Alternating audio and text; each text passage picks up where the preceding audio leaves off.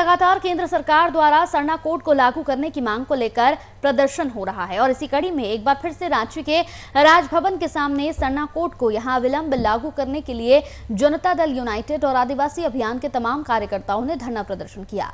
इस दौरान केंद्र सरकार को चेतावनी देते हुए प्रदर्शनकारियों ने कहा कि अगर सरना कोड लागू नहीं होगा तो वोट भी नहीं दिया जाएगा।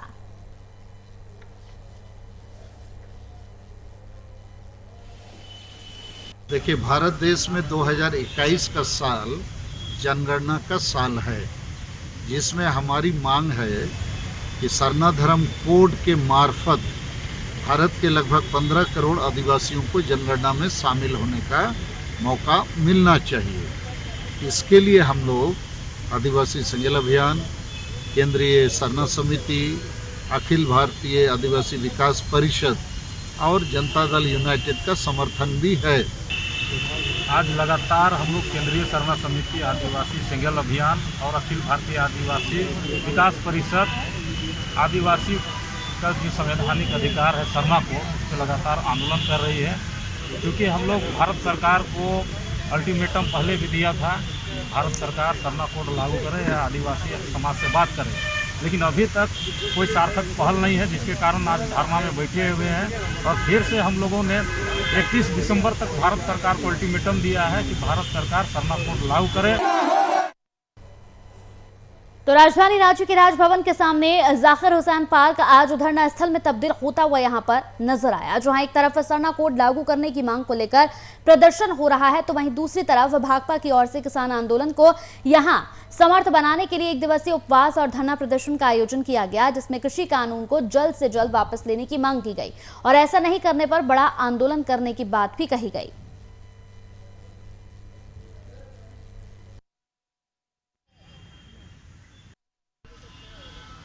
किसानों के विरुद्ध जो तीनों काला कानून है उसको वापस कराने के लिए ये कानून पास होने के साथ ही आंदोलन करना शुरू किया। लोग रेल पटरियों पर महीनों बैठे और अभी लाखों की संख्या में दिल्ली के बॉर्डर पर भी भयंकर ठंडक में बैठे हुए हैं।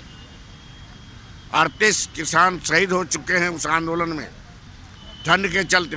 का ही मामला नहीं है, हिंदुस्तान के अंदर। तो राजधानी रांची के राजभवन के सामने जाकिर हुसैन पार्क आज धरना स्थल में यहां पर तब्दील होता हुआ नजर आया। तस्वीरों में आप देख सकते हैं, एक तरफ सरना कोड लागू करने की मांग को लेकर प्रदर्शन हो रहा है, तो दूसरी तरफ भाकपा की ओर से किसान आंदोलन को यहां समर्थ बनाने के लिए एक दिवसीय उपवास और धरना प्रदर्शन का आयोजन किया गया, जिसमें कृषि कानून को जल्द से जल्द वापस लेने की मांग रखी गई है और ऐसा नहीं करने पर बड़ा आंदोलन करने पर बात कही गई है।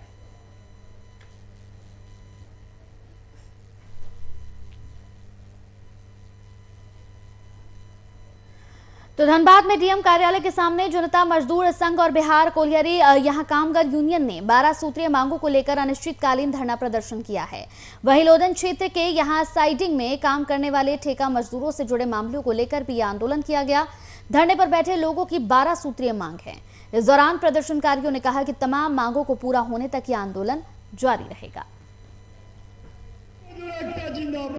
आज का जो अनिश्चितकालीन धरना जो हुआ है, इस धरना के माध्यम से हम लोग प्रबंधन से मांग कर रहे हैं कि पिछले दिनों 2007 से लेकर के आज तक मजदूरों का सीएमपीएफ के नाम पर पैसा काटा जा रहा है, लेकिन इस मद में सीएमपीएफ में जमा नहीं कराया जा रहा है और लगभग करोड़ों रुपया मजदूर का काट करके ठेकेदार रखे हुए हैं। पिछले दिनों भी कई ठेकेदार मजदूर का पैसा काट लिया। प्रबंधन को हम लोग इसके पहले भी मांग पत्र दिए, वार्ता हुई, लेकिन आज तक वो पैसा जमा नहीं हुआ।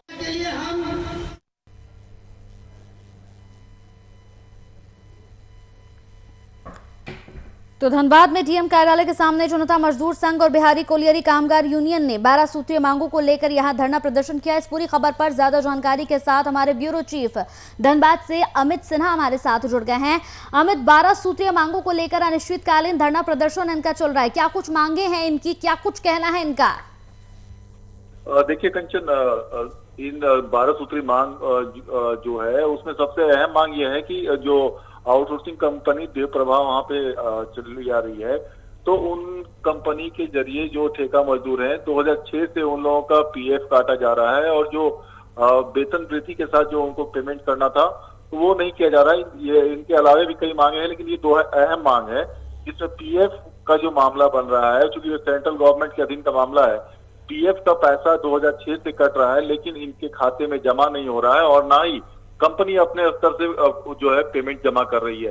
तो इसको लेकर लगातार जो है दबाव बनाने की कोशिश की जा रही है और बीसीसीएल प्रबंधन के साथ इसको लेकर पहले कई राउंड की बैठक हुई, लेकिन कोई ठोस नतीजा नहीं निकला, जिसके बाद जो मजदूर के नेता हैं उन लोगों ने संयुक्त रूप से जो है यहाँ पे अब अनिश्चितकालीन धरना दिया है ताकि जो मजदूर जिनका पीएफ काटा जा रहा है, जिनका पैसा रखा जा रहा है, अगर वो सरकार के खाते में जमा नहीं हो रहा है, इनके खाते में जमा नहीं हो रहा है, तो उसके लिए दबाव बने और बीसीसीएल प्रबंधन अविलंब कार्रवाई करते हुए उस पैसे को कंपनी से रिकवर कर इनके खातों में जमा कराने का काम करे।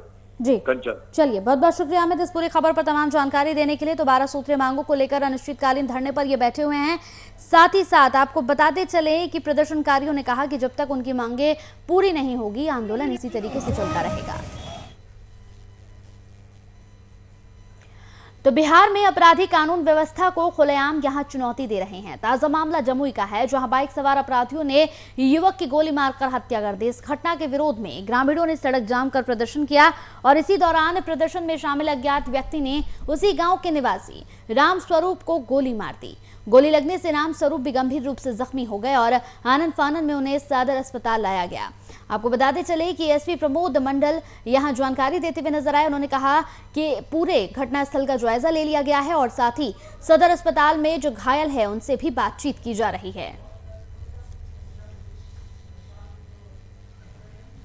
कैसे हुआ से मतलब कोई नहीं देखे। बाहर का भी गेट हमको लगा था और अंदर को गेट भी लगा था। ठीक नहीं, बाहर वाला गेट तोड़ के भी गए, बोले कि 10 आदमी थे सब गलमोछी लगेंगे। और अंदर का गेट भी मतलब कि तोड़ के आ रहे गए, रोकने लगे कि हमको इंसान है, काहे हमरा ऐसे करते हैं।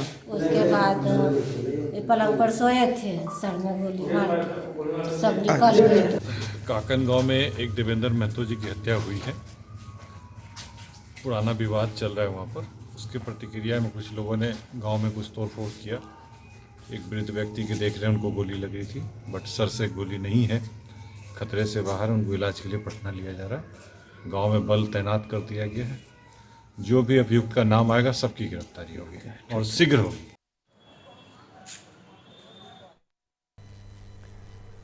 इस पूरी खबर पर ज्यादा जानकारी के साथ संवाददाता प्रशांत किशोर हमारे साथ जमुई से जुड़ गए हैं। प्रशांत, अपराधियों ने यहां बाइक सवार को गोली मारी और एक ही गांव के 2 लोगों को यहां पर गोली मारी गई है। क्या कुछ अपडेट मिल रहा है इस पूरी खबर पर? लगातार इस तरीके की खबरें सामने आ रही हैं। जी मैं बता दूं कि जमुई जिले के सदर थाना क्षेत्र अंतर्गत काकन गांव जो है वो जातिगत गुटबाजी के वर्चस्व की लड़ाई यहाँ पर बरसों से चली आ रही है और इस वर्चस्व की लड़ाई के खूनी खेल में कईयों की जान जा चुकी है, जबकि जाति विशेष के रूप में यहाँ गुटबाजी पहले से चलती आ रही है। ये कोई नई बात नहीं और यहाँ पर वर्चस्व को लेकर लगातार जो है दिन दहाड़े हत्याओं का दौर चलते रहता है, गोली चलती रहती है और इसके पहले भी लगातार कई वर्षों से पुलिस को चुनौती देने का काम किया जा रहा है। लेकिन जो बता दें कि कल की जो घटना है उसमें एक पक्ष की जाति विशेष के गुट की ओर से, एक पक्ष की ओर से, उसमें जो है वहाँ पे काकन गांव है जो लखीसराय और जमुई के बीच में अवस्थित गांव है, उसी मोड़ पर जो है वो दुकान, चाय की दुकान थी देवेंद्र महतो की। 2-3 अपराधी जो है बाइक पर सवार होकर आए और अंधाधुंध फायरिंग किए, जिससे मौके पर ही दुकानदार की मौत हो गई और उसके बाद आक्रोशित जो ग्रामीण है वो सड़क जाम कर दी, जबकि दूसरे पक्ष के लोग पर भी जो है रात्रि में फायरिंग की गई। कनपट्टी में उनको गोली लगी है, गंभीर हालत में सदर अस्पताल और पटना भी रेफर कर दिया गया। पुलिस पूरी तरह मुस्तैद है। खुद जो है जमुई के पुलिस अधीक्षक पीके मंडल वो भी घटना स्थल पर गए, सदर अस्पताल गए, घायलों का भी जो जायजा लिए और कौन से अपराधी इसमें शामिल है, किन किन के द्वारा इस तरह के घटना को अंजाम दिया गया है। तो ये यहाँ पर पुलिस को तो लगातार इस तरह के जो गुट है वो चुनौती भी दे रहा है। जी चलिए, बहुत बहुत शुक्रिया प्रशांत इस पूरी खबर पर तमाम अपडेट हम तक पहुंचाने के लिए। तो बिहार में यहां पर अपराधी कानून व्यवस्था को खुलेआम चुनौती दे रहे हैं। तस्वीरें टीवी स्क्रीन पर आप देख रहे हैं। बाइक सवार अपराधियों ने यहां पर एक युवक को गोली मार दी और एक ही गांव के 2 लोगों को यहां पर गोली मार दी गई, जिसमें यहां पर अब गांव वालों के अंदर भी काफी आक्रोश नजर आ रहा है।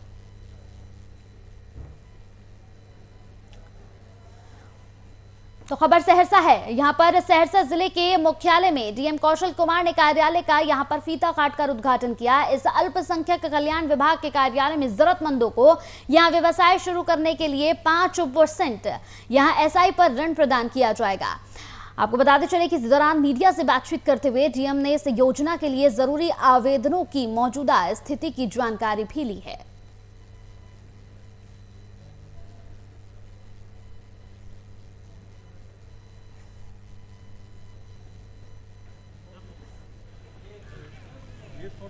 बिहार सरकार की एक महत्वाकांक्षी योजना मुख्यमंत्री अल्पसंख्यक रोजगार ऋण योजना वित्तीय वर्ष 2019-20 के लिए करीब 754 लोग आवेदक ने अप्लाई किया है। इस साल का फाइनेंशियल टारगेट हम लोग का 1,80,00,000 लोन डिसबर्समेंट का है।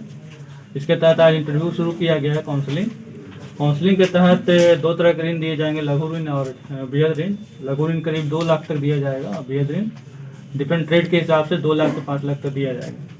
तो इच्छुक लाभुक को प्रतिदिन 100 लाभुक को बुलाया जा रहा है और इनका काउंसलिंग किया जाएगा। मार्किंग पैटर्न है, मार्किंग पैटर्न के हिसाब से इनका मेरिट लिस्ट बने।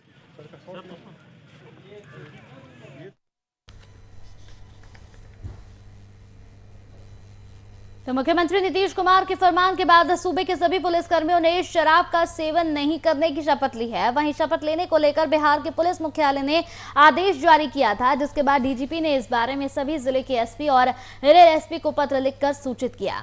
इस मामले में पटना पुलिस मुख्यालय के आदेश के बाद थाने से लेकर पुलिस मुख्यालय तक सभी पुलिसकर्मियों ने शराब नहीं पीने और शराब के कारोबार में शामिल नहीं होने की शपथ ली है।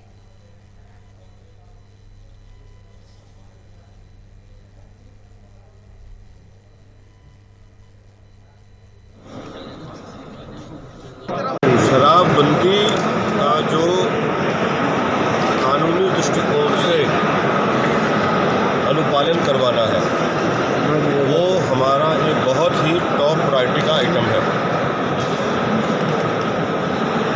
समय समय पर उसको अपने अंदर रीइंफोर्स करना, उसका समावेश करना ज़रूरी है, ताकि इस अत्यधिक जो महत्वपूर्ण काम है उसको हम भूल ना जाएं।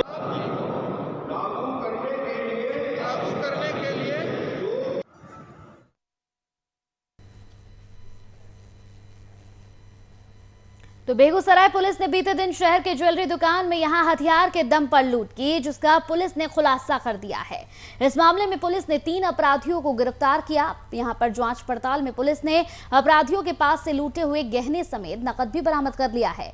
इसकी जानकारी जिले के एसपी अवकाश कुमार ने प्रेस वार्ता के दौरान दी और साथ ही पूरे मामले में जांच में शामिल पुलिसकर्मियों को सम्मानित करने की बात भी कही।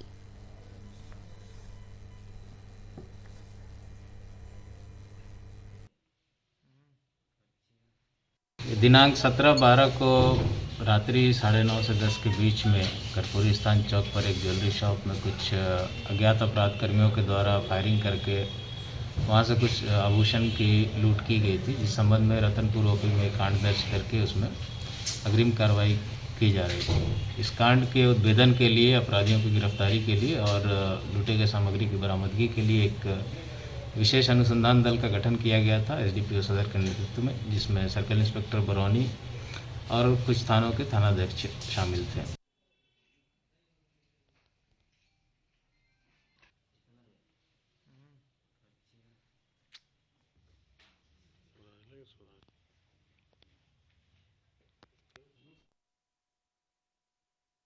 तो आपको बताते चले कि बेगूसराय की यह खबर है। बेगूसराय में अपराधियों का मनोबल यहां सिर चढ़कर बोल रहा है। 1 या 2 नहीं बल्कि लगातार बेगूसराय से भी आपराधिक घटनाएं यहां पर सामने आ रही है। दिन प्रतिदिन यहां पर अपराधी बेखौफ होकर वारदातों को अंजाम देते हैं। ताजा मामला जिले के चिड़िया बरियारपुर थाना इलाके का है, जहां पर अपराधियों ने बेटे की शादी से पहले ही पिता की पीट कर हत्या कर दी।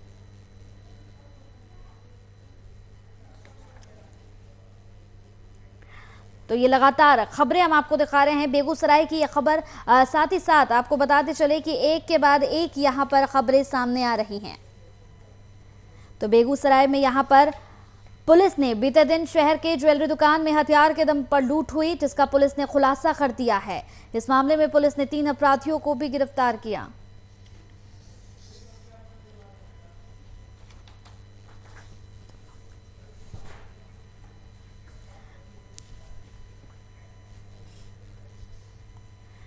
तो बेगूसराय में अपराधियों का मनोबल लगातार यहां पर सिर चढ़कर बोल रहा है। अभी हमने आपको खबर बताई, लगातार यहां पर अपराधी बेखौफ होकर वारदातों को अंजाम दे रहे हैं। ताजा मामला जिले के चुरिया बरियारपुर थाना इलाके का है, जहां अपराधियों ने बेटे की शादी से पहले पिता की पीट कर हत्या कर दी। बताया जा रहा है कि घर में यहां पर भोज के आयोजन के दौरान किसी बात को लेकर कुछ लोगों से बहस हो गई और उनकी पीट कर यहां निर्मम हत्या कर दी गई। इस घटना के बाद परिजनों में कोहराम मच गया है। घटना के बाद पुलिस मौके पर पहुंची और छानबीन में जुट गई।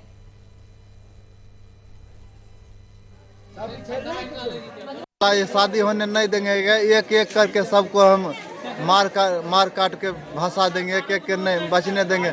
मारने में था ये सोनू कुमार महतो, मुकेश कुमार महतो, राजेश महतो, रामनंदन महतो, छोटू कुमार।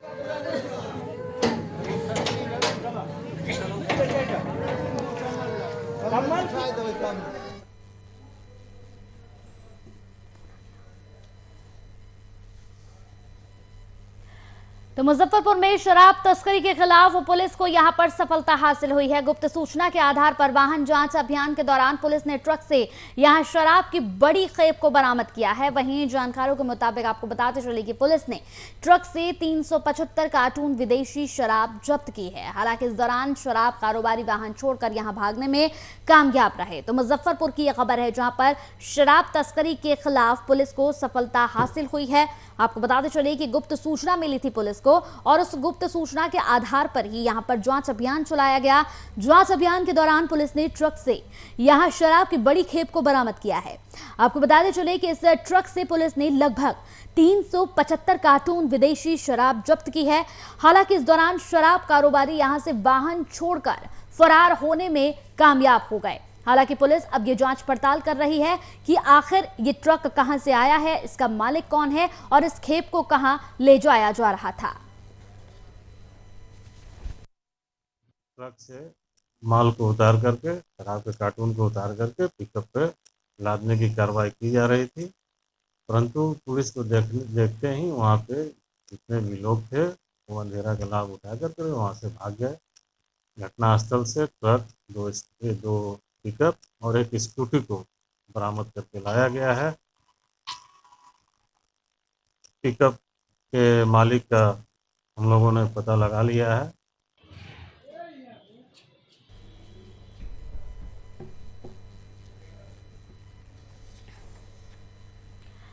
तो मुजफ्फरपुर में बीते दिनों यहां पर बड़े शीतलहर का असर देखने को मिल रहा है। तापमान में लगातार गिरावट और धुंध काफी ज्यादा बढ़ गई है, जिसका असर ट्रेन और सड़क परिवहन के परिचालन में भी देखने को मिल रहा है। तस्वीरें टीवी स्क्रीन पर आपकी चल रही हैं। इसी बीच राज्य में बड़े ठंड को देखते हुए प्रशासन ने जिले में यहां पर येलो अलर्ट जारी कर दिया है। न्यूनतम तापमान 8 डिग्री के नीचे पहुंच चुका है और ठंड से बचने को लेकर लोग यहां पर अलाव का सहारा ले रहे हैं। टीवी स्क्रीन पर तस्वीरें आप देख रहे हैं, तस्वीरें मुजफ्फरपुर की हैं। आपको बताते चले कि ठंड का प्रकोप लगातार बढ़ रहा है। जिले में शीतलहर का असर है, धुंध काफी ज्यादा हो गई है, जिसकी वजह से बढ़ती ठंड में लोगों को अलाव का सहारा अब लेना पड़ रहा है।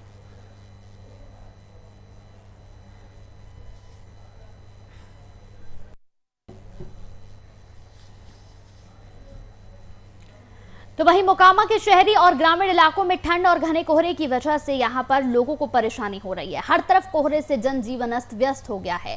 सड़कों पर वाहनों का परिचालन भी यहां पर रुक सा गया है। घने कोहरे और सर्दी की वजह से लोगों को यहां पर रोजमर्रा के कामों में भी परेशानियां हो रही हैं। पूरा इलाका सर्दी की कहर से यहां करहा रहा है। खासकर इस ठंड में गरीबों को सबसे ज्यादा, असहाय लोगों को सबसे ज्यादा परेशानियां झेलनी पड़ रही हैं। मोकामा का कोना कोना इस कोहरे की चादर से लिपटा हुआ है। तस्वीरें आप देख सकते हैं, न सिर्फ मोकामा बल्कि मुजफ्फरपुर बल्कि पूरे बिहार में यहाँ ठंड ने दस्तक दे दी है। लोगों को अलाव का सहारा लेना पड़ रहा है। ठंड काफी ज्यादा बढ़ गई है। ऐसे में लोगों का कहना है कि सरकार की तरफ से भी जगह जगह अलाव की व्यवस्था यहाँ पर होनी चाहिए। देखिए अभी कड़ाके की ठंड है और कुहा भी भयानक है, इतना भयानक ठंड है। देख रहे हैं बाल बच्चा सब यहाँ बैठ कर ताप रहा, सब बड़ बुजुर्ग सब है। अभी क्या करना था, चौक चौराहा पर हम लोग नगर परिषद में हैं तो नगर परिषद के चौक चौराहा पर कम से कम अलाव का व्यवस्था करा देना चाहिए, ताकि गरीब गुरबा जो काम करने मोटिया उटिया मार्केट उटकेट आता है, आम जनता या आम आदमी कोई भी वहाँ पर बैठ के हाथ उठ सके।